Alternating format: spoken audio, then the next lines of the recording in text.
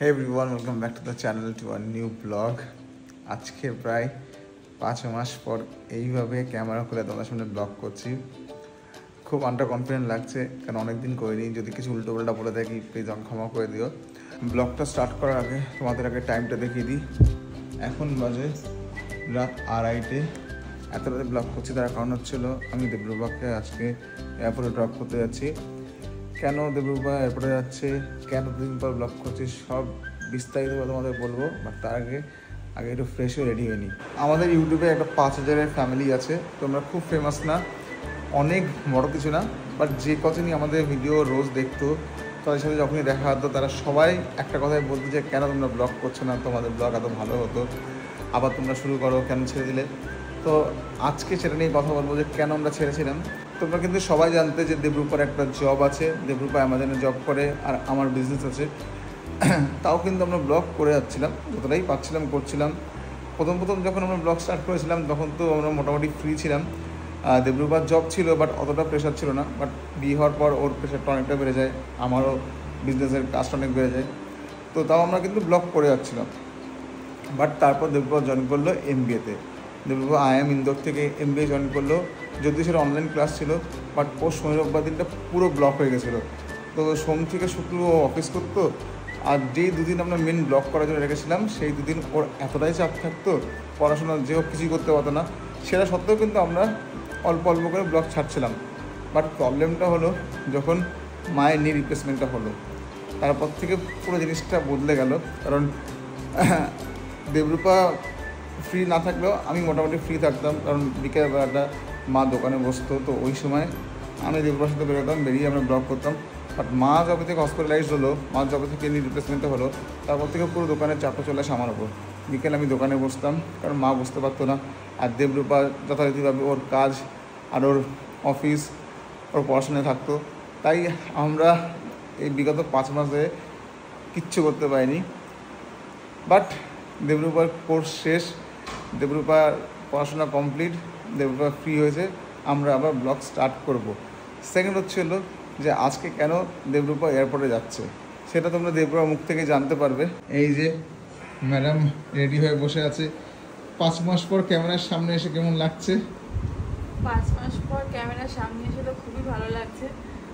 অনেক দিন ধরেই আমরা করতে পারিনি নানা কারণে, বাট এবার থেকে আমরা নিশ্চয়ই আবার কন্টিনিউ করবো। আমাদের দুজনেরই এটা খুবই মানে একটা প্যাশন বলা যেতে পারে, হবি বলা যেতে পারে। তো সেটা এগিয়ে নিয়ে যেতে চাই, করতেও আমাদের ভালো লাগে এবং সুন্দর সুন্দর মেমোরিজগুলো নিজেদেরও কোথাও কোথাও মানে ভবিষ্যতের জন্য এগুলো রয়ে যাবে, সেটা আরও ভালো ব্যাপার। কিন্তু আজকের দিনটা মাঝরাত থেকে শুরু হয়েছে, আমার একটুও ঘুম হয়নি। তো কিরকম একটু অদ্ভুত লাগছে, একটু অ্যাংজাইটি হচ্ছে, একটু টেনশন হচ্ছে, নার্ভাস লাগছে। বিকজ অনেক দিন বাদে, মানে মোর দেন 2 ইয়ার্স, 2 বছর বাদে আমি একা ট্রাভেল করছি। আর তুমি কেন যাচ্ছ এয়ারপোর্টে সেটা একটু বলো। আচ্ছা, এয়ারপোর্টে কেন যাচ্ছি তার কারণ হচ্ছে সব কিছুই রিলেটেড। যে কারণে এতদিন আমাদের ব্লগে অনেক গ্যাপ এসছে, আমরা কন্টিনিউ করতে পারিনি, তার কারণ হচ্ছে যে আমি একটা এক্সিকিউটিভ MBA কোর্স করছিলাম। তোমরা তো জানোই আমি অলরেডি জব করি, তো সেটার জন্য সময় পাই না। বাট উইকেন্ডগুলো ফাঁকা থাকতাম, তখনই ভিডিও বানাতাম, ভালোও লাগতো, সময় কাটতো। কিন্তু লাস্ট 1 ইয়ার ধরে আমার এই কোর্সটার জন্য সানডে করে আমার রোজ ক্লাস থাকতো, এক্সাম থাকতো, তো স্যাটারডেটাও আমার এর মধ্যেই চলে যেত। যার তুমি একা বিজি ছিলে না? মা অ্যাডমিশন মানে মা হসপিটালাইজড হওয়ার পর আমিও বিজি হয়ে গেছিলাম, কারণ বিকালবেলাটা পুরো আমাকে দোকানে থাকতে হতো। হ্যাঁ, মানে আমাদের লাইফস্টাইলটাই অ্যাকচুয়ালি লাস্ট 6 মান্থসে, মানে 1 ইয়ার থেকে 6 মান্থসে অনেকটা চেঞ্জ হয়ে গেছে। তো আমাদের অবসর সময়টা খুবই কম, আর তার মধ্যে আমরা এমন কিছু এক্সাইটিং করছিলাম না যেটা শেয়ার করা যায়।